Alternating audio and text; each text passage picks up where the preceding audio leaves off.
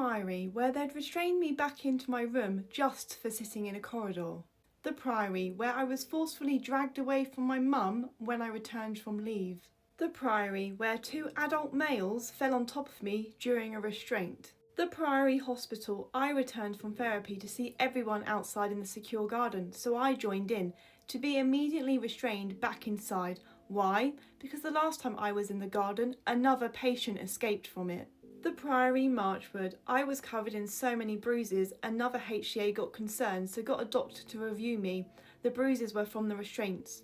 The Priory Marchwood Hospital, where staff restrained me and pushed me into my room. They then shut my door behind me and held the handle so I could not get out. I was screaming and kicking the door because I didn't understand why I was being trapped in my room by staff members, all because I had been sat in a corridor. The Priory, other patients had to warn me when Phil was working because he would restrain me multiple times a day for no reason, and everyone knew about it. The Priory Marchwood, where I was restrained back inside for a valid reason, but then was in a secure building and safe.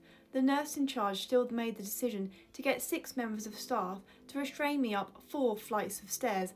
I could barely touch the floor, and when the staff members lost the grip on me, they pushed me against the wall to then get their grip back and carry on. The Priory, I wasn't allowed down to the dining room, school or in the garden, meaning I would spend hours isolated.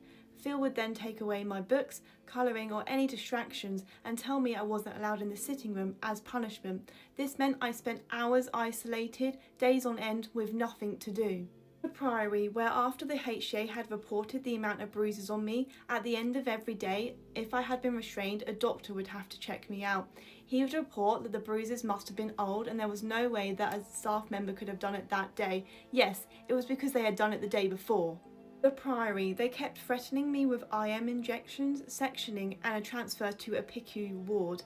I had to get an advocate involved to say that they had to either do these things or stop making threats. The Priory Marchwood Hospital, I was there for 2 months, maybe got 1 or 2 therapy sessions and was constantly covered in bruises and scratch marks. The Priory, when I told my CAMS consultant what had happened to me, she nearly burst into tears. We both submitted complaints that were investigated. A lot of my restraints weren't even documented.